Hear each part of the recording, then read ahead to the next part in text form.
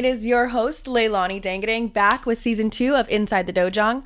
We are starting off this season a little bit differently. For the first episode, I didn't really want to have a guest on. I wanted to explain why I started the podcast, kind of my Taekwondo journey, because I feel like last season and most of the episodes, we kind of just jumped right in, which was really the point, just to kind of throw something out there and have fun with it.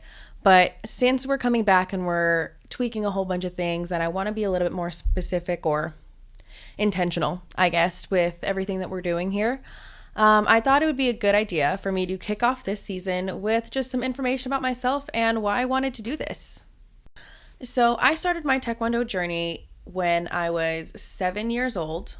I remember the conversation that actually brought me to pick up a martial arts. I was in the kitchen with my uncle and my grandpa, and they were trying to figure out like a sport for me. That was like, the age just where you usually find some extracurricular activity outside of school.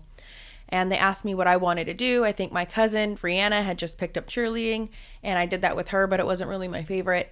And then they were just like asking me what I wanted to do. And I remember when I was younger, I would watch like a lot of like fighting movies with my grandpa, and I'm pretty sure it was him. He suggested, he was like, oh, like you should try martial arts or something. And then my uncle was like, oh, like you could do karate or kung fu or taekwondo. And I was 7, so I didn't really know the difference between any of the martial arts. And then my uncle goes, oh, taekwondo, that's the one with the stick, which is actually really funny because the school that I signed up for, and I was like, oh yeah, I want to do that. So we go to Victorville Taekwondo, and they actually didn't do any bow staff training in their regular curriculum. So the thing that sold me on Taekwondo specifically wasn't even part of the curriculum that we were doing.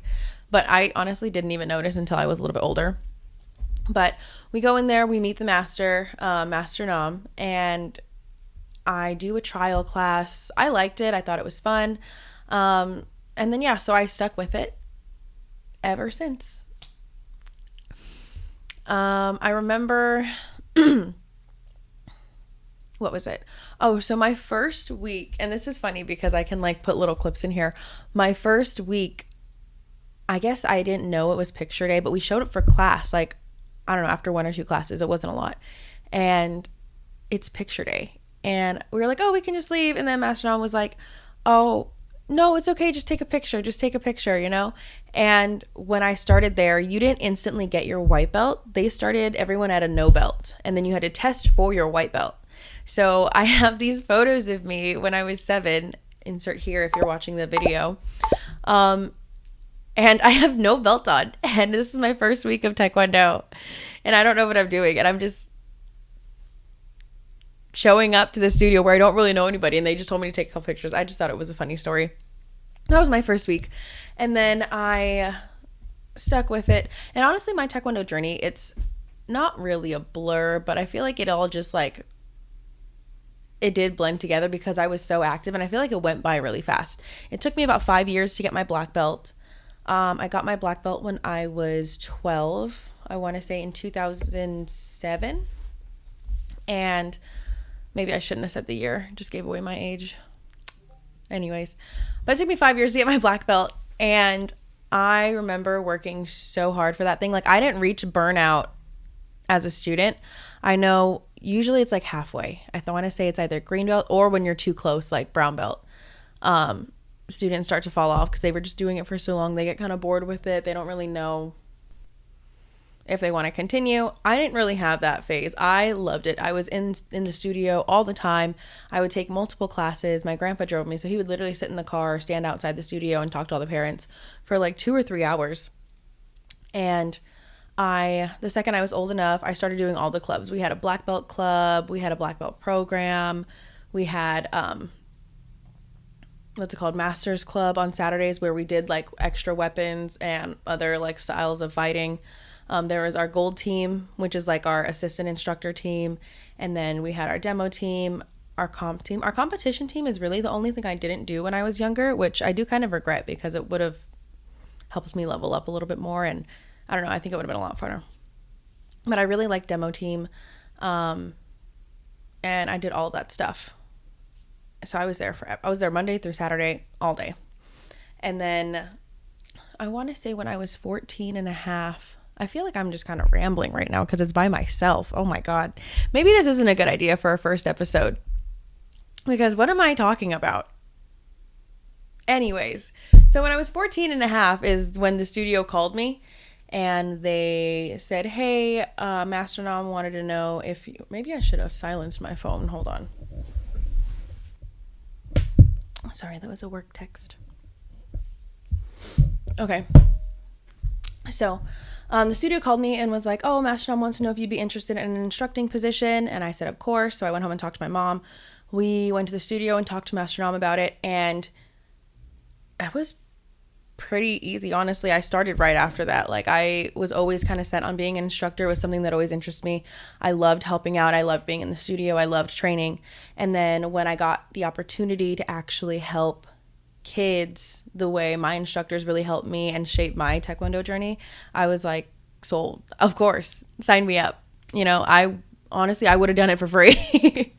But then I was instructing all the time, and then I did that until I was I want to say like 17 or 18 in my senior year. I think the last half of my senior year is when I quit Taekwondo to focus on school and all the senior activities. And then I moved to Las Vegas after I graduated high school. And then I wanted to get back into training, but it just didn't work out. Like, I had to get a job, real life stuff. I worked at night, so it was during all the class times. And then after about 9 years,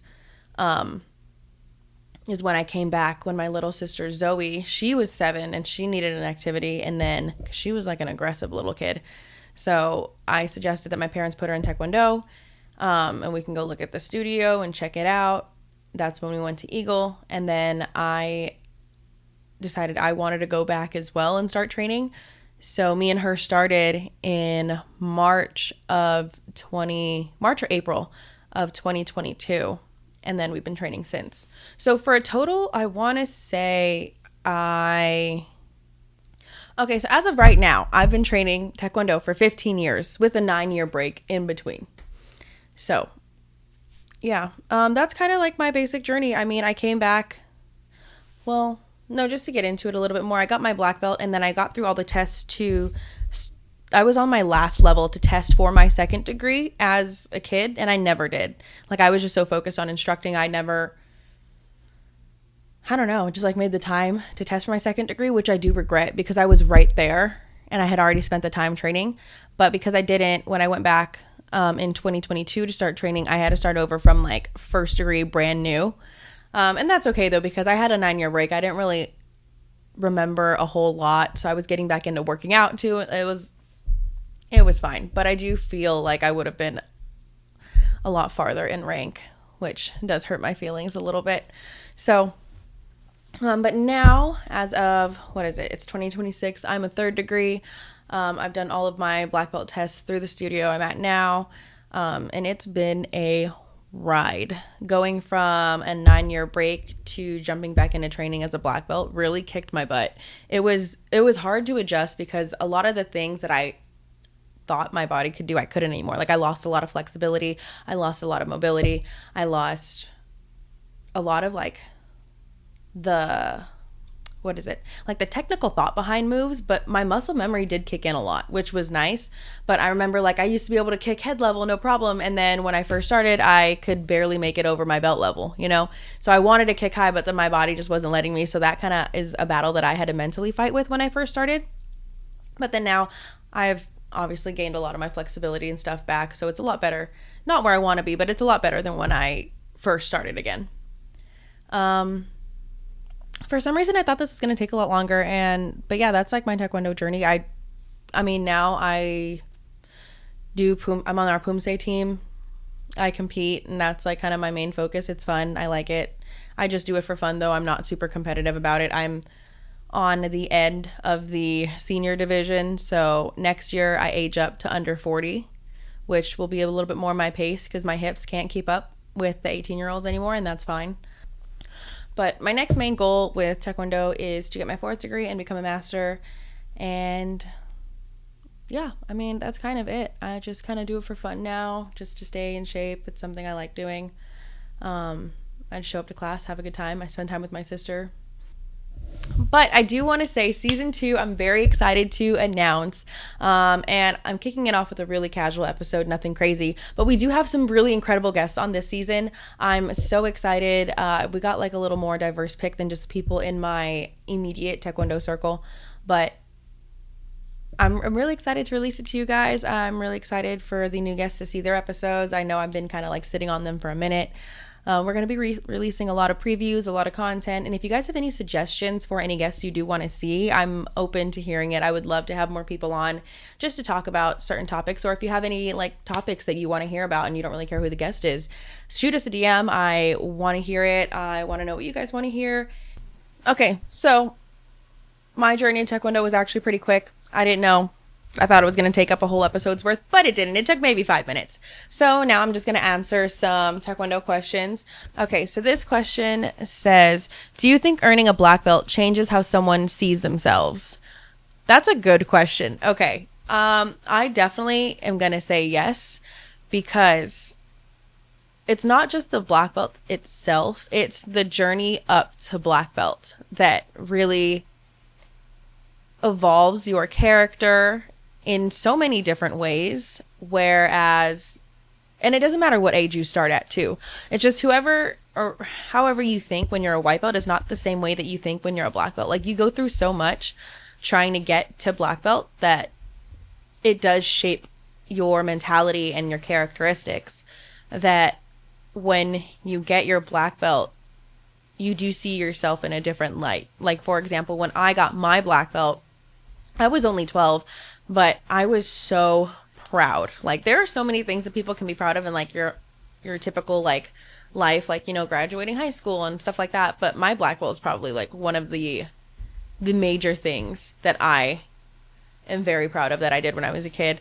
Because it took a lot of time, it took a lot of hours, it took a lot of dedication. And yeah, I enjoyed going to training, and yeah, I had fun and I was with my friends, but it wasn't like most people's childhoods where they like stayed home and they played video games and they, I don't know, did other kid stuff. Like, yeah, I had fun, but I was at the studio, I was putting in work, I was working out, I was tired all the time. Like, you just put so much work into this thing, so when you actually finally achieve it,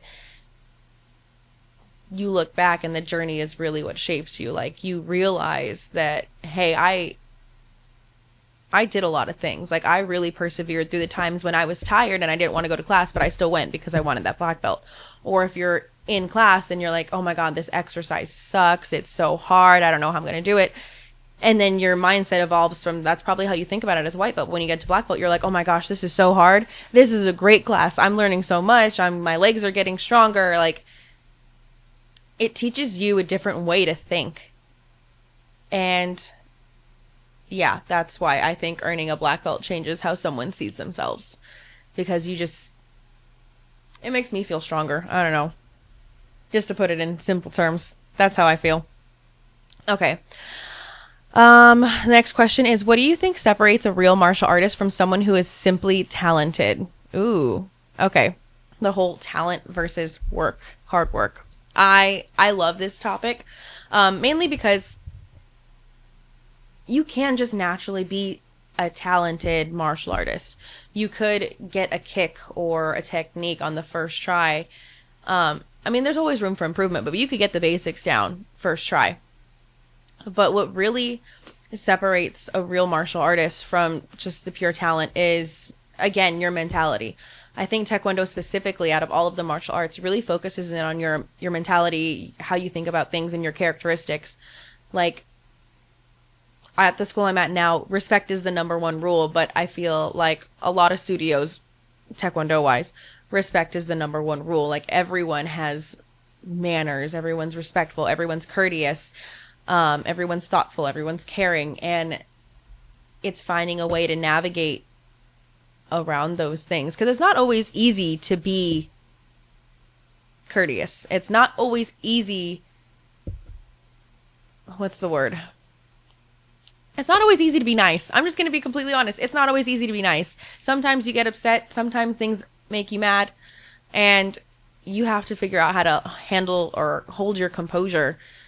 And the longer time you spend training martial arts, I feel like obviously it gets easier because that's just our default setting. But I don't know if that made sense. I don't know if I'm going to keep that in here, but yeah, I think that's what separates a real martial artist from someone who is just simply talented. It's how they view the world and their mentality. Is motivation overrated? Dang. Honestly, that one, I kind of call myself out because sometimes I do rely on motivation. But yeah, it's overrated. Like, if you really want something, you're not always going to be motivated. And you have to stay disciplined. You have to choose the goal over how you're feeling in that moment. And most of the time, we're not motivated. We're only motivated after I watch like an inspirational video on TikTok, or after I go to a work conference, or there's so many stipulations to motivation to where you can't rely on it, because when the time comes, it's 7 p.m. I'm tired. I want to go to bed. I worked all day. I still have to go to class. Like, and that's discipline. That's not motivation. So I do think motivation is great. And when you have it, utilize it. When you have the motivation to do something, you go do it, because you're not always going to feel like that. And I think martial arts does teach discipline because, again, you don't always want to put in your 100%. You don't always want to try your hardest. You don't always want to show up, but we have to, because we have a bigger goal, and that's what we do. Yeah. Do you think everyone should try martial arts at least once? Absolutely. I do. And you may not like it, and that's okay. And it may not be for you, and that's okay. But I do think again, the mindset development and the characteristic, why did I say that word? The characteristic development are really important aspects of it that I think everyone should at least have a little exposure to. And I also think that like everyone should know how to defend themselves, whether or not if you want to like fight or compete or do all that, like whatever. But I do think everyone should at least know how to defend themselves a little bit. The world's scary, and at least, be comfortable enough and know that you can take care of yourself. That's all. I don't know. There's a lot of good questions here, and I kind of don't know how to frame it. I feel like I should come back to this, but I feel like I'm also on a roll. I don't know. Ooh, this is crazy. These are about me. What season of your journey almost made you walk away? Okay. So I did mention earlier how I took a 9-year break after high school, and I loved Taekwondo. I didn't really want to take a break, but I moved out of state, out of my hometown, so I kind of had to. And then I just didn't really think about it. But I want to say when I was like maybe 20, excuse me, when I was 20, I thought about coming back, and I wanted to, but then it was like conflicting schedules with the job I had or something. And it just almost, during that 9-year break, it was so hard to come back because I was working nights. I was a server on the Las Vegas Strip, and I couldn't make it to any classes. And for the last, I want to say 5 years of that 9-year break, I just thought I was never going to do Taekwondo again. Like, I just kind of gave up on it because it was so hard to work it into my schedule and figure things out. I was just like, yeah, it's not going to happen. And I just kind of let it go.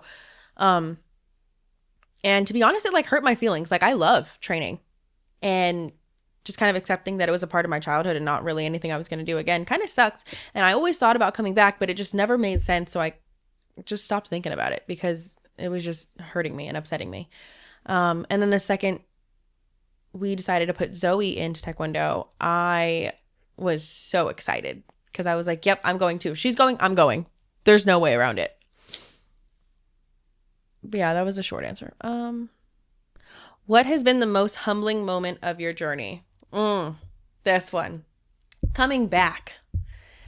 Because coming back into it, the first, I want to say 6 months of my journey, like I said, I thought I could do all the things that I used to be able to do. And I didn't. And I wasn't as good as I used to be when I was 15, opposed to when I was 27 and not training for 9 years. Like, or however long it was. That was humbling. I had to, because in my mind, I was like, oh yeah, I'm almost a second degree. Obviously, I'm not going to start that way, but like my skill set should almost be like a second degree. And it wasn't. It was more like maybe like an orange belt. And my fitness level was terrible. So I kind of just had to wipe the slate clean. You know what they say, like when you have a cup, you need to empty your cup before you fill it. That's what I needed to do. My cup was full and I needed to empty it, but I was really reluctant to throw all that out. But we did it and we got better. What has kept you committed for so many years? Honestly, just the love for training. It's something I like to do. I don't know. And I going to the gym is one thing. Lifting weights isn't really fun. I go with friends and stuff, but by yourself, I don't think it's that fun. I like class. You show up, you just listen to whatever the instructor or the master tells you to do and you do it. It's easy. Um and also I think I like the strictness of training too because it's like, oh, you have no choice. Like like if I go to the gym and then I'm like working out with my friend and they're like, oh, we're going to do 50 push-ups, I'm probably going to say no and do like maybe 20. But if I'm at Taekwondo and the master says, hey, you're going to do 50 push-ups, I don't have an option. I'm forced to. So then I do it. And I feel like I've accomplished a lot more with that mentality. Like, I can't tell them no. So I have to. And that's caused me to level up and get better because if it, I don't like push-ups. I don't know anyone who does. I want my push-ups to look good, but I don't have a good time doing them. But that's how I know I need to do them more. Did reaching third degree feel like an ending, a beginning, or both? Ooh, okay. Getting my third degree was really, really exciting for me because when I started again, in my mind, I was already so close to second degree. I was kind of just like holding that title in my head already, even though I hadn't officially earned it. I was on my last test and I was going to get it had I tested when I was a kid anyways. And so when I got it as an adult, it was like, okay, finally I'm caught up. I'm officially caught up to where I was before. It didn't feel like a new accomplishment. It felt like, okay, finally I got my life together, Taekwondo wise. I think getting my third degree was more of its own accomplishment because it was the first thing that I like really felt like, oh, it was new. Because I was never close to third degree when I was a kid, when I was training, when I thought I was like in my prime, when I was like my best. As an adult, my third degree was like my own first main accomplishment. So getting it was really, really exciting. I was super happy. I made my whole family come to my testing. It was a good time. I was really proud of it. Does it feel like the beginning or ending? It doesn't feel like either, to be honest. It feels like it's dead center because I know I want to keep training and I know like my main goal right now is getting my fourth, which is obviously going to take a few more years. But even when I reach my fourth, I know I'm going to keep training. So it doesn't really feel like anything. It just feels like part of the journey. It feels like dead middle. Like we did it. That's our first big milestone and we got a lot more to go. So, we're just going to celebrate the win while we have it and keep going. Okay. When have you felt the most confident in your abilities? In my abilities? Probably when I was a kid, but Taekwondo was a lot different when I was a kid. My mom and I found some old videos and it was like I trained really traditional. So like if you put a video of me when I was like in my prime, when I was like 15 or so, it would not be close to what the standard is today. But that is when I felt the most confident. Like I knew I could keep up. My cardio was fantastic. I wasn't taking breaks during class, But I do think right now, as an adult, I am more confident in my ability to understand the technical side of Taekwondo a little bit more, obviously, because the art now has evolved to be a lot more technical than it was back in the day. But yeah, it just depends on the things. Like, my cardio and my stamina, definitely when I was younger. But my ability to figure out what I need to fix and get better now as an adult. Absolutely.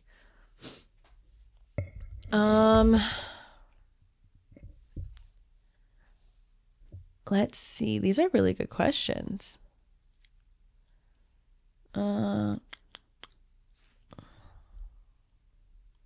Honest and relatable topics. Ooh, okay. Do you struggle with separating your worth from your accomplishments? Absolutely. Absolutely. If I can't get a certain technique, a kick, I'm not going to lie, I kind of beat myself up about it. I mean, I have fun. I have a positive attitude in the Taekwondo space, but I'm hearing about it. We're arguing upstairs. So for instance, I have a problem with my right hip. I don't know what it is. I've gotten it checked out. I don't know.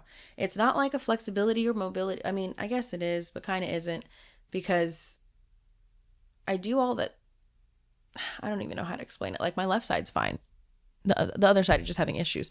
But I can't kick as high with my left leg. And it's not any issues with my left leg. It's when I hinge and I'm standing on my right leg, because my right hip doesn't open up that much. And that really pisses me off. To be completely honest with you guys, it really pisses me off, because sometimes I'm like, I know I could kick high. My leg could get up there, but my hip won't allow it.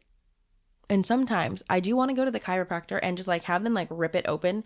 Because it's so upsetting and it's so annoying, because I feel like everything else I could fix. It's just that thing that really holds me back sometimes. But yeah, like if I go to a competition and I don't place, and not that I know I wasn't going to place or whatever, because the girls in my division are really good. But yeah, if I really do want to win a competition and I don't win, I get really irritated with myself. And I do a really good job at not showing it, because I'm like there for everyone else and stuff. But like internally, I'm upset. But I know what I need to fix. It's just not fixing. And then I get more upset with myself. So I feel like that internal battle with myself is tough. And I think a lot of martial artists struggle with that also, especially in the sparring space. Not that I spar or have any experience competing in sparring, but my sister and my friends do. And that's tough. You guys are built different. Ooh, what does leveling up actually mean to you? So leveling up, in my mind, means being better than you were before, whether that's mentally, physically. Our goal is just to be better than ourselves. We're not, unless it's at like a competition, obviously, but like our real competition is with ourselves. Like, we just want to make the most improvement to be the best us that we can be, or the best version of ourselves. That's the same thing. I don't know why I said or. How do you handle feeling behind? Okay, that one feels a little targeted. I ignore it.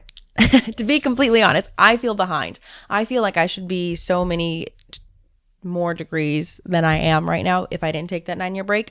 But it's in the past. There's nothing I can do about it. I ignore it and I don't think about it. How do you rebuild momentum after losing your routine? You show up. You just show up. You jump back in. Like, training isn't something that like you need to slowly get back into. Like, the intensity of your training, yes, but showing up to training, no, you just show up. Has Taekwondo ever became something you felt obligated to do instead of something you loved? No, because I can stop taking classes whenever I want. How do you maintain passion for something you've done for so long? I think it just depends on the person. My thing is Taekwondo. I may not be the best at it, but I do love it. It just depends on the person. Everybody has their thing that they're passionate about, and whether they dive into it or they neglect it, everybody has something. And it doesn't always have to be a sport. It could be like music. It could be drawing. It could be anything. I think everybody has something that they're passionate about. And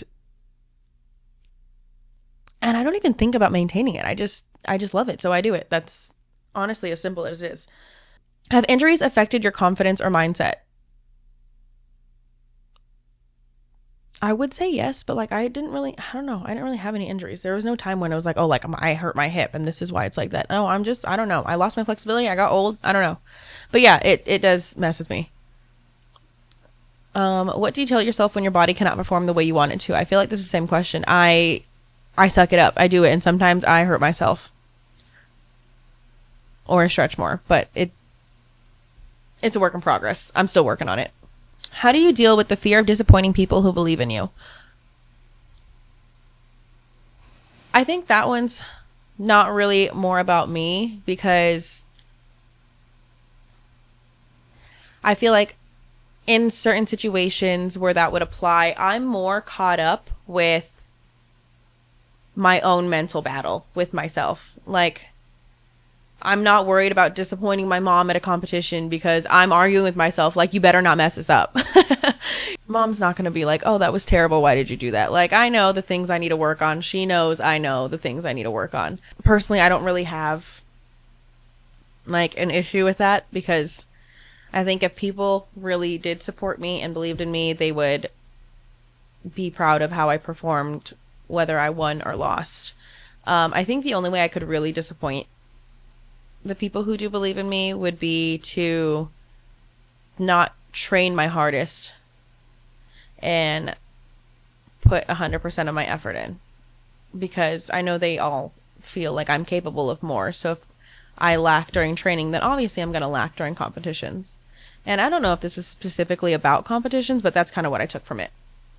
I think if you're, as an athlete, having trouble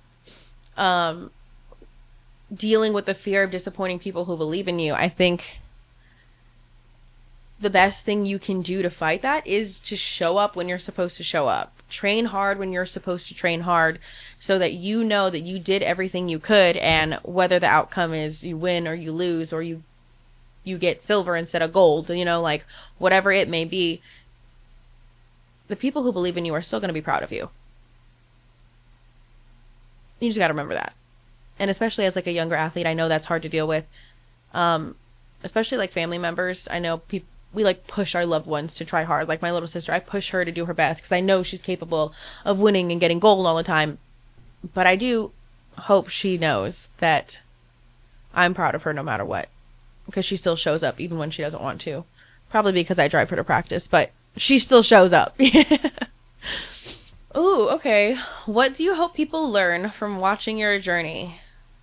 I hope this is a good one, and I'm going to talk about it. One thing I want people to learn from watching my journey is you're never too old to start again. You're never too old to start, period. If you want to try something new, whether it's martial arts or something else, just try it. You might not even like it. So try it and then scratch that itch, and you either stay with it or you don't.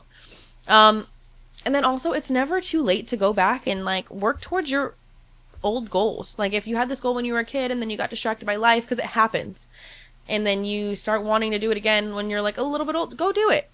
I think people put so many stipulations on like, oh, you get old and I say old, but I'm like, I just turned 30 and I feel like I'm just starting my life. Like I'm just starting to have some fun. Okay. But like, I don't know. People are like, oh, like I'm getting older. My back hurts. I'm tired. I'm like, yeah, because you probably don't work out. Like you have to train your body to do that. And I think just do it. Just do it. Have fun. Live your life. Don't live your life sitting on the couch and watching TV all the time. That's not something you're going to remember when you're dying. And just not being afraid to go after the things that you want, like perseverance, the main thing. It's tough, but you have to push through and try to get where you want to go, and just have fun. Sometimes it really is just about having fun. I say this all the time. If you're in class with me, I say this. Like if I know we're about to do a terrible workout and we're all going to die, I'm like, I'm just here for the vibes. Like, I'm just here for the vibes. That's it. Okay. And then this last question. Actually, I'll make it a twofer. Okay. Two-parter. The first part is, who are you becoming through this next chapter? And then the second part is, what is one lesson you are still learning right now? I think this next chapter of my life I'm really excited for, in Taekwondo and in life in general, is some stability, like me being able to provide my own stability. Some of you know, some of you don't know, I'm recently divorced. Recently as in like a few years ago, but that's a big thing to go through, especially when you're only 30 years old. And I think I spent a lot of my time in my 20s, like in relationships and catering to other people. And honestly, just trying to figure out who I was. Like in my 20s was a blur. That was what was a blur for sure. And I think in this next chapter in my 30s, I'm like really excited to have a solid foundation of who I am, what I want, and things that are important to me, the people that are important to me, and then building my life and experiences around those things, I feel like will make my 30s a much more fulfilling time for me. And then what is one lesson I'm still learning right now is patience. Like, we don't need to have it all together right now. I don't need to have all the perfect kicks right now. I don't need to have $1 million saved up right now. Like, I don't need to have it all figured out right now. And sometimes I feel like, especially with social media and everyone saying, oh, like by 25, you need to have like your life together. You need to have a house. You need to start having kids and blah, blah, blah, all this stuff. I don't agree with that anymore. I used to think that was the way, that was the path, and that's not what I agree with anymore. I think me learning how to be patient and realize that my story is its own and I can do whatever I want with it and I can change my whole life in, a short period of time if I wanted to. Like, this is literally your life. Do whatever you want with it. Have patience. You don't need to have it all together. And also have fun while you're building up whatever life you want. That's it. Thank you so much for watching. My name is Leilahni Dangidang, host of Inside the Dojang. I hope this episode helped you get a little bit more familiar with me and my background in Taekwondo, and it'll help you understand what I'm talking about a little bit more in the upcoming episodes in this season. So please stay tuned. We have some awesome guests coming on, like I said earlier. I hope you're all excited because I am really excited. And I will see you in 2 weeks for our second episode. Thank you guys so much. Bye.